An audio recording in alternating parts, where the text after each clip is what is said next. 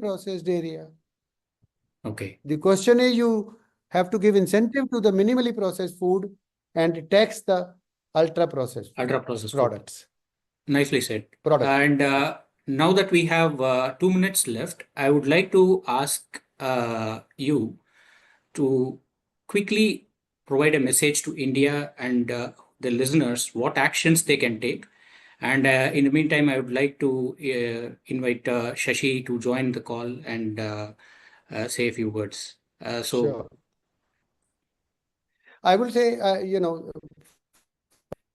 for me, the one is that till we get the regulations right, people should start reading the labels if they buy a ultra processed food or a pre-packaged food product. And they check the label for sugar, salt, and fat content.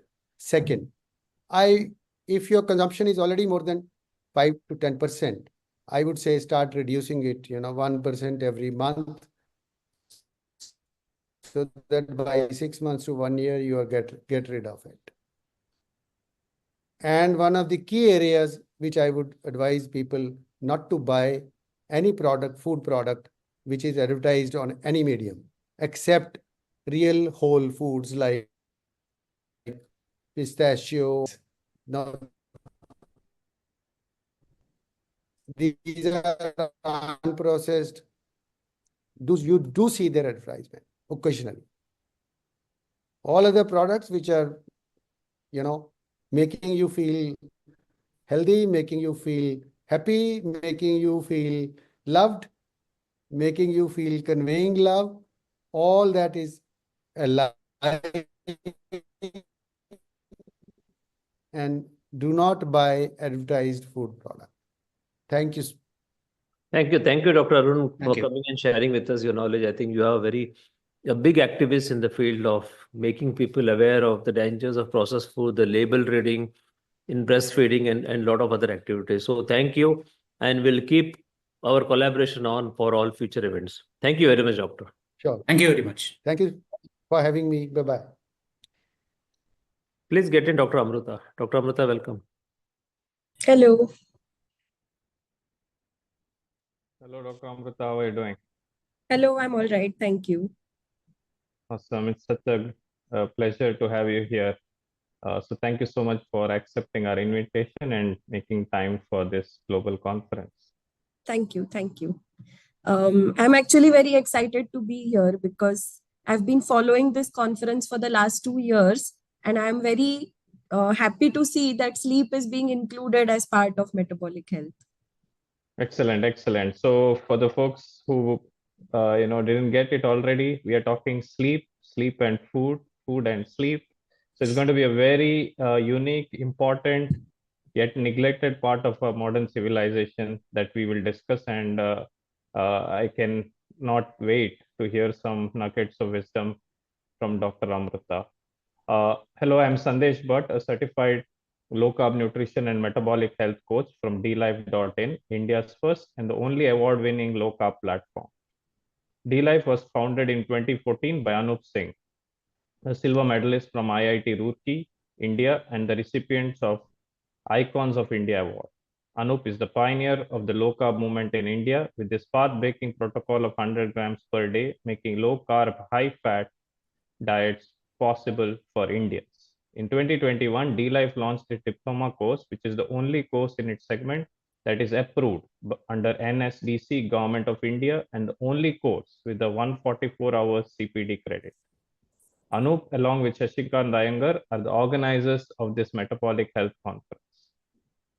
I'd love to introduce Dr. Amruta a little more further here. Today, as we see here, Dr. Amruta Bedekar is with us. I would love to call her India's sleep doctor with her permissions. She's an anesthesiologist with over 14 years of clinical experience. 4 years ago, Dr. Amruta developed a passion towards sleep and its connection towards human health. Further, she completed certification for sleep consultation from the Institute of Sensitive Sleep Consultation, Australia. Dr. Amruta also has additional certification in sleep issues for children with ADHD. She started a children's sleep clinic at Dinanath Mangeshkar Hospital in June of 2023. Since then, she has addressed sleep issues for over 150 children from birth till puberty. And important thing to note, no medications are prescribed to these children. All interventions were through behavioral and lifestyle advices. Welcome, Dr. Amruta, to the Metabolic Health Conference. Again, it's an honor to speak to you on a very nuanced, special, yet neglected topic. Thank you, Sandesh. Thank you. I really am very excited to be here. Excellent. We have a good time for our discussion. Why don't you get started, Dr. Amruta? I know you have put together some great content for us. Yes. So I'll just get to sharing that.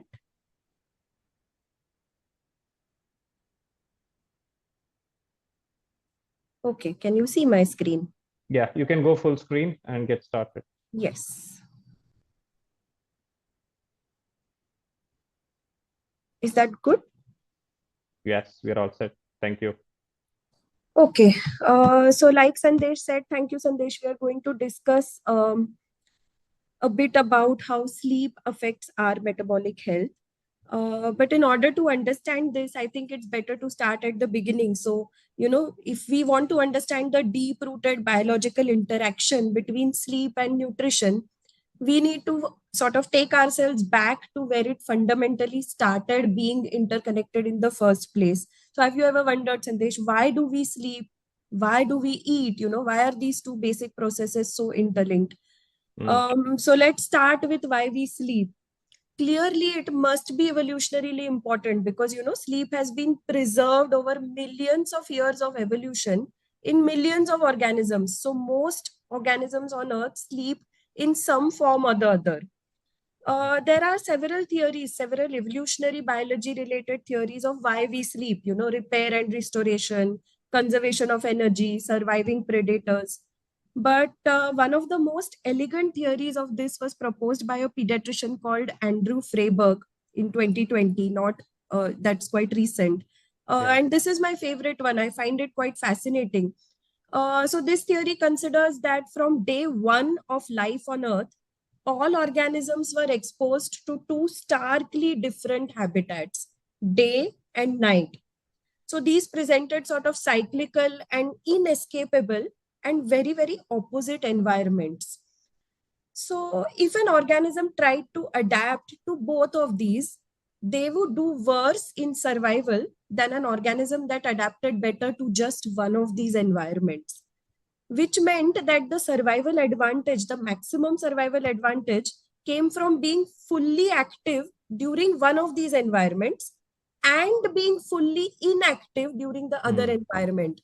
So sleeping and not exposing ourselves to one environment, in our case night, and not getting adapted to it was in fact a survival advantage.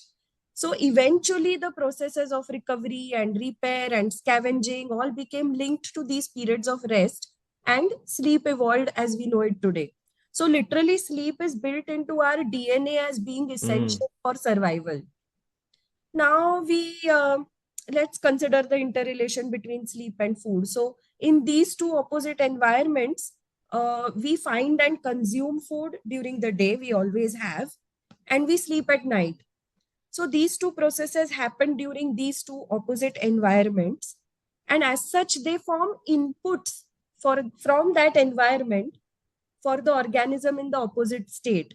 For example, how much and how well we sleep will provide information to our body about what food environment we should expect when we wake up, and whether we need to, prepare to acquire energy or conserve energy or store energy. Similarly, how much and how well we eat would tell our body in the resting state whether we should sleep deeply or not. For example, if we don't eat good quality enough fatty protein in the day, that's a massive signal for the body that there is scarcity of good quality food in the environment. So we should be alert for food or danger or both, and we shouldn't sleep deeply. So when you look at it through this evolutionary lens, it's easy to see that, of course, these two processes done in two environments are very deeply interconnected. And then from there on, we can derive all of the ways in which that connection affects us today. Wow, that's truly fascinating. I think you're taking us to like ground level fundamentals, first principles on sleep. So this is very exciting. So what are some of the ways in which food and sleep are connected? Right. So this connection runs in both directions. Oh, okay. First, we can explore how sleep impacts food and nutrition, and then we can sort of go and look at it the other way as well. We can start by looking at what happens if someone sleeps badly.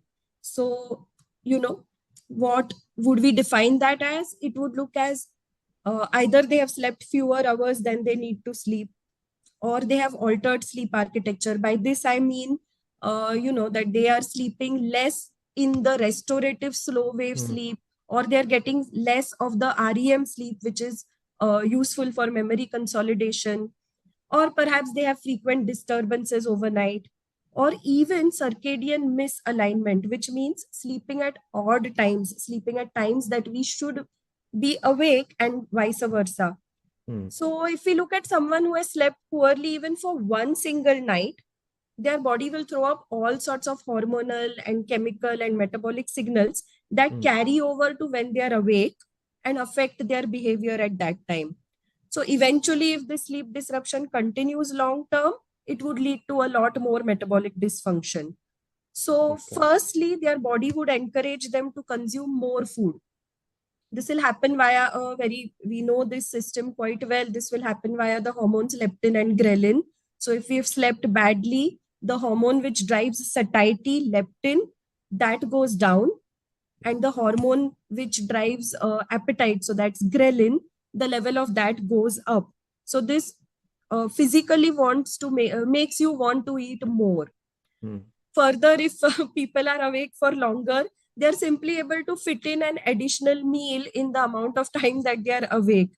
And that meal is almost never going to be a healthy one. Think late night snacks. If you're awake at midnight, you're hardly likely to eat, a boiled egg. You're more likely to eat unhealthy food. So this is what makes you eat more food if you have had a bad night of sleep. It goes beyond this though. It's not just the sheer volume of food that's eaten. The type of food that is eaten also gets affected if you have slept badly. Wow. So there are some, I know. There are several mechanisms to this. One of the most interesting ones is a hormone known as orexin. This is a neuropeptide. Now, this molecule has effects on multiple systems, and it's interesting to see how it's all interlinked. So it's a molecule that has receptors in the sleep-wake cycle regulation, in feeding behavior, in emotional regulation and response to stress. And I think the most important is that it affects the reward center. So it makes us more likely to seek rewarding foods or foods which give a hit to this reward center. And in today's day and age, those are going to be ultra-processed foods high in that particular combination of sugar and salt, which, give us a hit. Now, if long-term this orexin dysregulation continues, then this is also known to be involved in addictive behaviors. They might be carbohydrate addiction, sugar addiction, or even addictive substances. So psychoactive substances, alcohol, drugs, etc. So it's no wonder that, there's been a strong link found between chronically poor sleep and addictive behaviors. So this is part of the system that regulates that. The second system involved in this, the one that's driving us to make bad choices if we have slept worse, is that the level of adenosine in the brain goes up and the level of dopamine in the brain, in the concentration in the brain, goes down. And this combination, it's very peculiar. It makes us more likely to take risks, and it makes it less possible for us to judge how much the reward is worth it. And I understand where this must have come from evolutionarily, because if you have slept that badly, you probably needed to take a little more risk and get whatever food was available in the environment. But today that translates into risk-taking behavior and addictive behavior and bad food choices. In fact, yes, there's a very interesting study that came out of Virginia a few years ago. I think it was 2019, where for a whole school year, the state said that we would delay school start for 13 to 18-year-olds. And I think what they were looking for was simply, do teenagers turn up to school better rested? Do their grades go up? Is their academic performance better? Are they less sleepy in class? And yes, they did get all of these effects. They did get improvements in all of these, including a whole GPA in grades. But one of the startling results was that year, the number of vehicle accidents involving this age group in that state went down. And the researchers attributed this to a reduction in risk-taking behavior. So that's how bad our judgment becomes when we are subjected to a night of sleep deprivation. And finally, the type of food that we choose to eat when we are sleep deprived is also affected by the fact that our body considers sleep deprivation a major stressor. So the levels of stress hormone cortisol, they go up. The levels of markers like TNF-alpha, IL-10, CRP all go up. And this leads to a typically described, stress eating pattern: more food, high sugar, high fat, processed food, and a loss of satiety. So I think multiple systems set us up to have poor food choices when we have not slept well. And then we jump into, so we saw that we eat badly, we eat more, we eat, addictive or rewarding substances. And then the food that we do consume, our body metabolizes it or handles it differently if we have slept badly. So you see, we are taking a hit at multiple levels, right? From what we consume to now we have come to the metabolism as well. So it's astounding. The sheer number of ways that poor sleeping affects food metabolism is really astounding. If we look at just one of those pathways, let's take glucose or insulin. Okay. It starts from where the insulin is secreted itself. So the pancreas, the beta cells suffer oxidative damage, and their insulin secretion itself is directly reduced with chronic sleep deprivation. The insulin sensitivity is reduced. So you produce less and your cells are less sensitive to it. The receptors are downregulated, so it's less likely to be pushed into cells.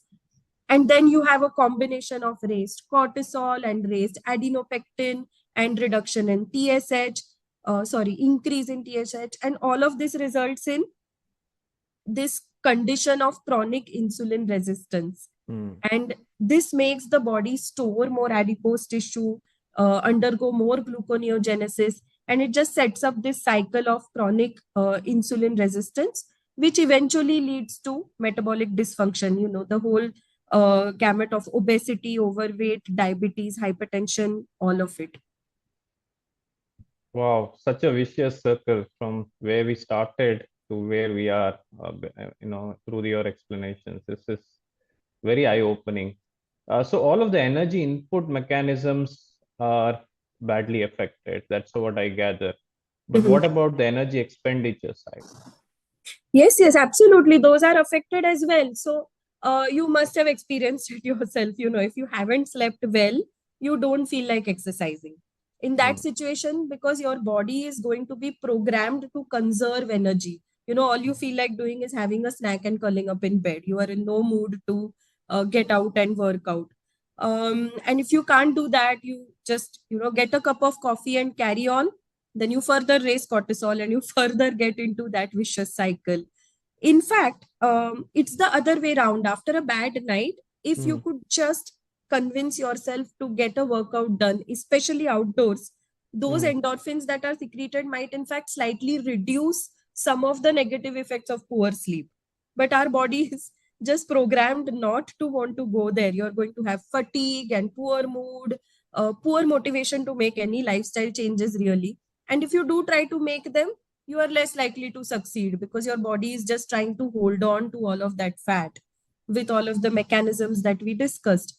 So it's almost like sleep loss literally programs your body to eat more choose reward-based foods, store them as fat, and then hold on to them. Wow, doctor. That's a lot of ways how sleep is impacting metabolic health. It's an eye opener and something that I think in our common modern societies, it's totally neglected, right? Like we live from one day to the other with sleep deprivation. And I think you were sharing with me offline about how sleep deprived various countries are, and especially developing nations. The numbers were abysmally low. And now to connect that back to all the domino effect that you shared, it's truly astounding, an eye opener for me. Actually, Sandesh, those were just the ways that sleep impacts nutrition or food. We haven't yet come to the metabolic effects at all, and there are several big metabolic effects. So, Okay. many of our repair and restorative processes happen during sleep. Like we discussed, it got associated with periods of rest, immune regulation, DNA repair, neurological repair. So all of these processes are happening during sleep. In fact, did you know our popular sleep hormone, the melatonin that everybody is currently discussing quite a bit? So melatonin is one of the strongest anti-inflammatory and antioxidant molecules that we know, stronger even than vitamin C or glutathione or any of those. In fact, let's apply our evolutionary lens that we were discussing at the beginning to this molecule, melatonin, and we'll understand how complex and how important this hormone is, not just to multiple systems in our body, in fact, to every cell in our body, and not just in our body, every cell of every organism's body. So if we look at it evolutionarily, one of the environments that we were exposed to was cyclical day and night. The other thing that all life on earth was exposed to was oxygen, in fact, dependent on oxygen. But one of the side effects of using oxygen as energy is the creation of free radical species, reactive oxygen species, hyperoxide, peroxide, etc. And the primary function of melatonin when it started in a single-celled organism, was in fact as an antioxidant and free radical scavenger. So it wasn't originally a sleep hormone at all, so to say.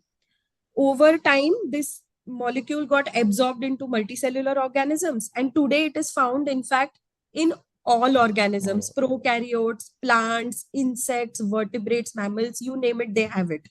In humans, just the functions that we have been able to attribute to melatonin thus far, I'll just start making an offhand list and let's see how many I get. Okay. It's a natural painkiller. It's anti-inflammatory, antioxidant. It's a free radical scavenger. It has a role in immune regulation, immunological memory development. So if we face the same infection again, we would fight it better. So vaccines work better when children sleep after them, for example, as well. It has a role in the prevention and repair of DNA damage. So it's vitally important as an anti-cancer molecule. It has a role in prevention and repair of neuronal damage. So it's important in Alzheimer's and Parkinsonism. It works as an excellent mood regulator. So both anxiety and depression are mitigated by it. So this is literally, an ancient and ubiquitous, and I call it a magic molecule, really. Absolutely. So when we mess with our circadian sleep-wake cycles, this is what we are messing with. We are literally messing with this magical ancient molecule which is affecting every cell in our body. And on top of everything that we discussed so far, this is going to create an inflammatory milieu. Things promoting aging and oxidative disruption in the body on top of all of the metabolic hormonal changes that we discussed. Oh, wow. Feels like this is the number one thing we should focus beyond everything else that is being talked about right now in mainstream. So thank you so much. Lots of knowledge here. I do want to ask you a question on melatonin and melatonin supplements. It's making buzz. Can they provide all of these benefits when we take it exogenously, and how does it work, physiologically and biochemically in our body? So very good question, Sandesh. Very good question. So melatonin pills are currently quite popular. There are particular use cases for it. For example, in children who have autism spectrum disorder or in Alzheimer's disease patients, there is an actual reduction of the melatonin secreted in our body. So this would be a use case for giving melatonin. Okay. Or in the short term, if there is somebody who is jet lagged and needs to reorient their circadian cycle quite expeditiously, then that would be a short-term use case indication for melatonin supplement. But using melatonin as a chronic, popping it, long-term as a pill for a sleep induction kind of effect, what's going to happen is if you give melatonin externally, our body has all of these feedback loops continuously going on. So if you give melatonin externally, it actually suppresses eventually the internal production of melatonin. So you started out trying to supplement that melatonin, but you're going to end up with a further reduction in the endogenous melatonin. So you would either become dependent on external melatonin, or you would face issues when you discontinued it. I know it would be more time consuming, but it's actually more useful to work on realigning our body's circadian clock. And melatonin is, in spite of being such a magic molecule, it's quite forgiving. So even if there has been quite a long time of, misalignment, if you do the right things that can set up melatonin cycle again, it does happen again. It does get realigned quite quickly. So if we look at a highly simplified summary of what we've been discussing so far, sort of at the halfway point, I would say that poor sleep is just going to set us up for metabolic dysfunction in a big way. You take, you're going to have more food, you're going to make bad food choices, you're eventually going to have a fertile ground for addictive behaviors of all sorts, UPFs, sugary, carbs, you name it. The storage and handling has been altered as well. We don't feel like expending energy, and there is a inflammatory milieu created as well. So we are just built for regular periods of rest and recovery. Our body has no mechanism to store sleep, unlike food. So we just have to provide sleep on a daily basis. Excellent. That's so good to know, all the factors with regards to the sleep. Can we talk a little about how sleep can affect food, which is what we largely discussed, but the other way around, right? How do our food choices affect sleep? I'm sure there are bidirectional impacts here. Absolutely. The impact is bidirectional. It is a little less clear though, because as you can imagine, there are many confounders to designing studies of how food affects or how food consumption affects sleep. But some things do have evidence for them. And those are that enough protein intake in the day leads to better sleep quality. I think that's quite easy to derive from where we were as well. Higher intake of sugar, simple carbohydrates, and processed food leads to poor sleep quality. And in fact, a simple carbohydrate meal close to bedtime has the worst sleep quality. So that's what we would look to avoid in terms of our food behavior. Not just the type of food, but the food timings would matter as well. So ideally, we would want to eat in daylight. Any meal that is consumed after sunset is going to affect sleep quality badly or adversely, let's say. And long term, if these poor food choices start to cause metabolic disorders, so if somebody becomes diabetic or hypertensive or develops obstructive sleep apnea, becomes overweight, all of these metabolic dysfunctions are independently associated with poor sleep quality. So they start affecting, people start having trouble falling asleep. So they start affecting how much slow wave sleep they have. So in spite of spending all of those hours in bed, they get up feeling not as refreshed. Waking up frequently is another of these effects. So once this gets set up that all of these poor food choices have led to these illnesses, again, these illnesses are independently affecting sleep. And the final blow is that currently some of the medication that we use to treat these illnesses, antihypertensives, antidiabetics, even antidepressants, these interfere directly with the melatonin pathway, either synthesis or metabolism. So melatonin is synthesized from tryptophan, serotonin. So these medication either directly affect this pathway or the pathway of metabolism. So they themselves induce insomnia. So you have truly got all of the things going for a real vicious cycle. So poor sleep leads to poor nutrition, poor metabolic health, and in turn, poor metabolic health by all of these mechanisms is going to lead to poor sleep again. So it's a real vicious cycle that people can get into. Awesome. I think we can't wait to hear how we can cope with this towards the end of this presentation. So I'd like to hear, Dr. Amruta, are these changes reversible? Can we break this vicious cycle? Where should we begin and how do we break this? Sure, yes. So thankfully, Sandesh, like we discussed, it's a very forgiving system and many of these effects are quite reversible in the early stages. But you would have to, come at it from many angles, lifestyle interventions, lot of changes. Let's look at it in two ways. So if there is somebody who has had just a single or a few messed up nights, for example, in my profession, I was an anesthetist for 17 years and I did night on calls 1 to 2 nights per week.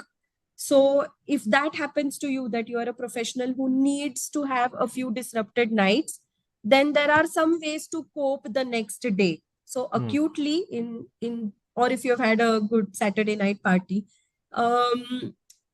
so you would have to consciously make sure not to give in to all of those things that we discussed, the impulse to have more food, bad food, and not exercise. So the first thing you could do is get outdoors, get some sun, get some exercise, make sure you eat well in the course of the day, have activities planned for that evening which are relaxing, which can reduce your stress hormone, and make sure that you catch up on that sleep. So there was in fact one study which looked at whether people who do this sort of shift once or twice a week, can they catch up with weekend sleep? And some of the effects do get mitigated. So it's not all dark, so to say. On the other hand, if you have a chronic problem, so if somebody's been suffering with poor sleep quality for many years, then they would have to do some serious lifestyle changes.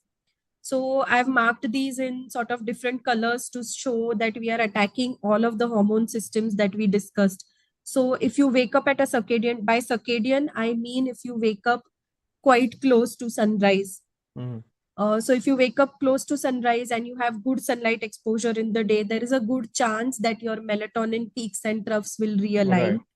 You should make good food choices and have food timings that are in the daylight so as to realign your insulin sensitivity. You would want to reduce your screen time, especially screen time after sunset. That's very, very bad for melatonin.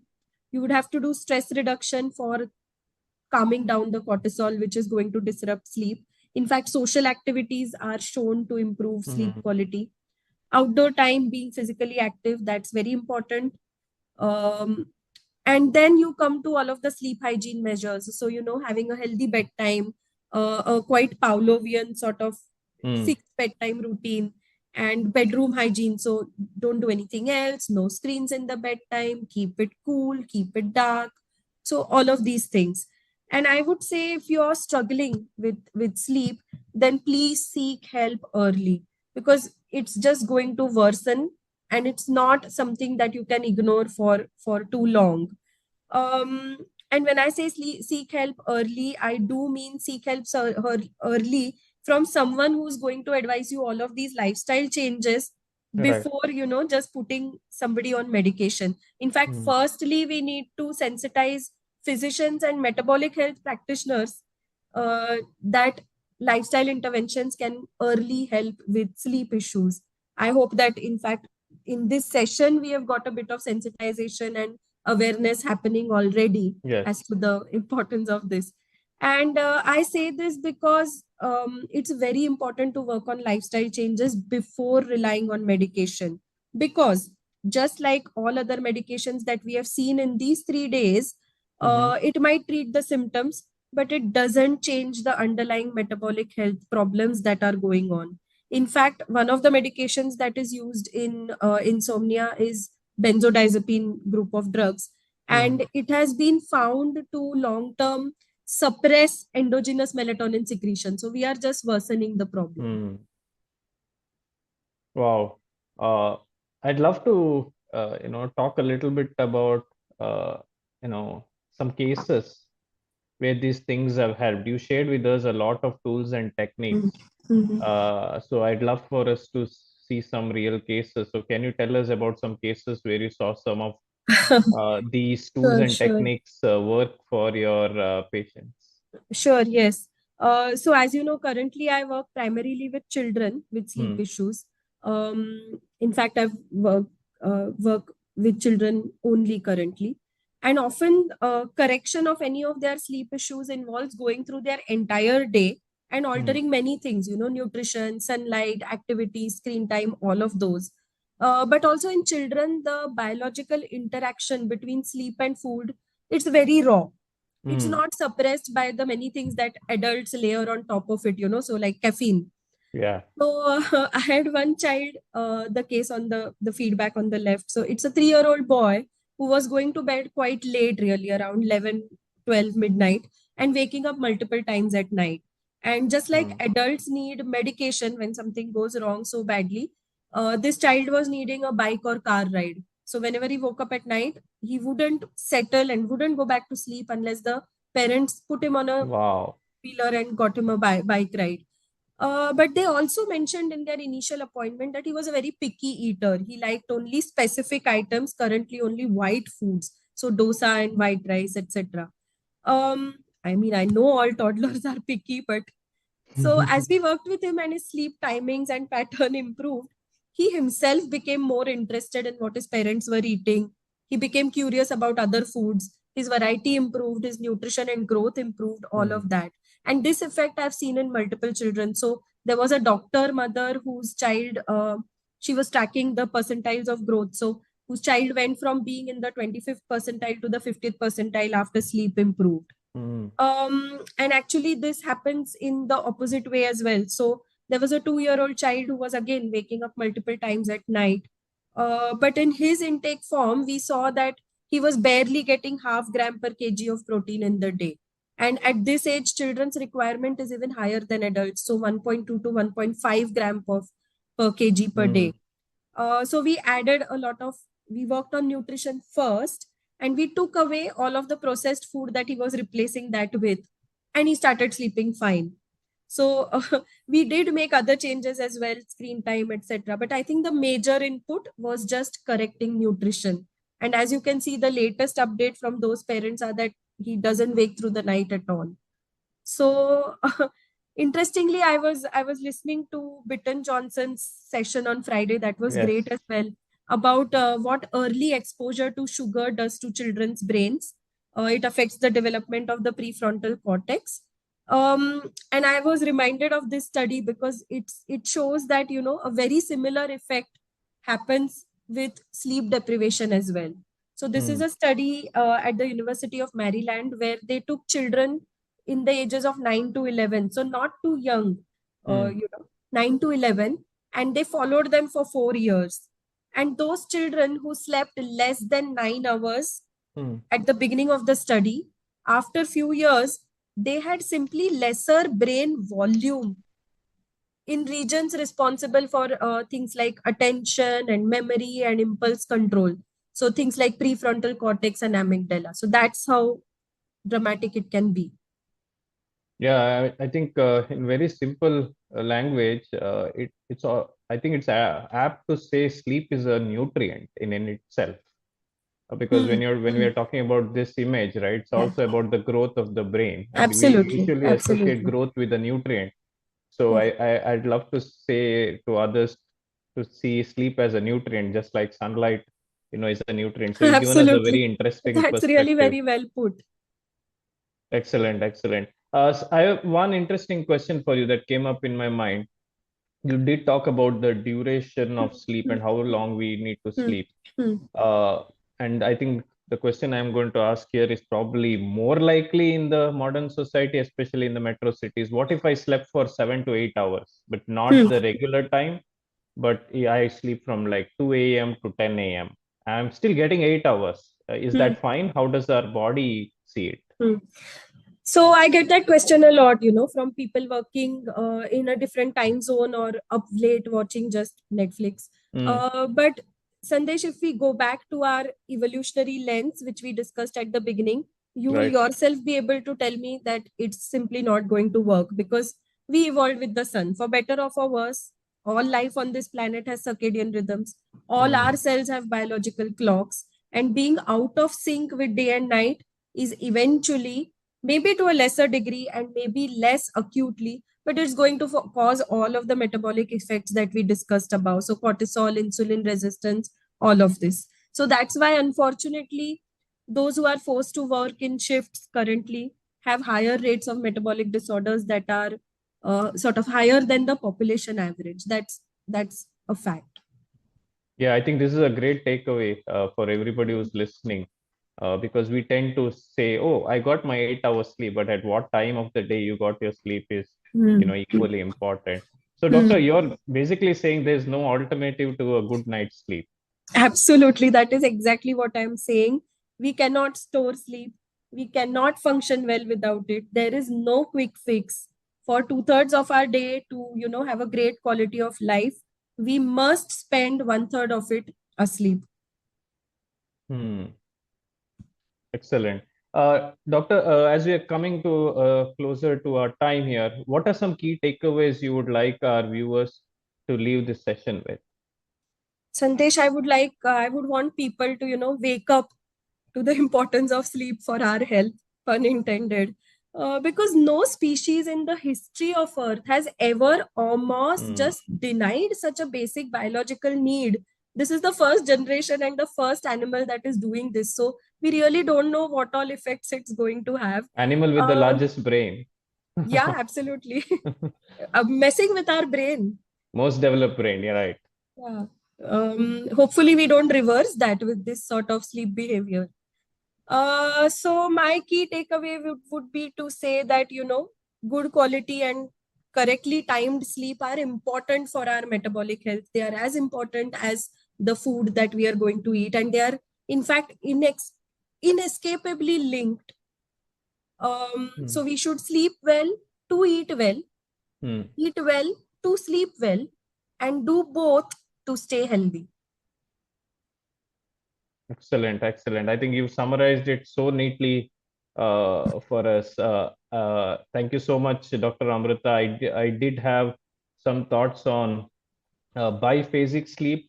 Since we don't have time, I'd love for the audience to do a quick search and research themselves on what biphasic sleep means, and probably with all the fundamental knowledge you have provided us here, our audience will be able to, connect to that. But that's a lot of visuals you have shared with us. It sticks in our minds for a long time.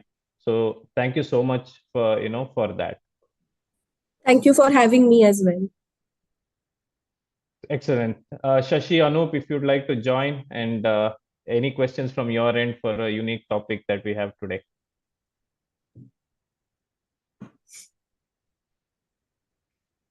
Dr. Amruta. Hello, Shashi.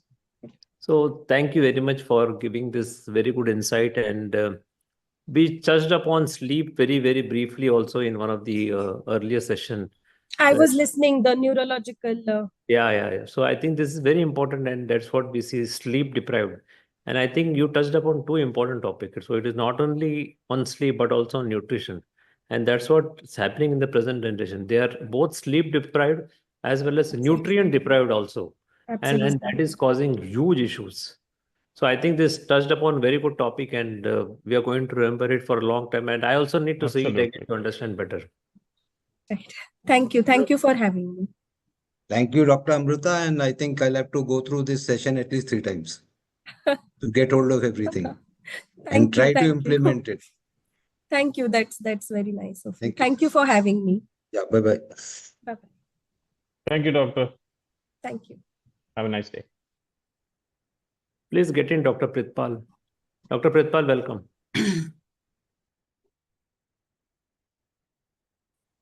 So welcome Dr. Pritpal to this session. Myself, Dr. Jasmeet, a member and a certified metabolic health coach from dlife.in, which is India's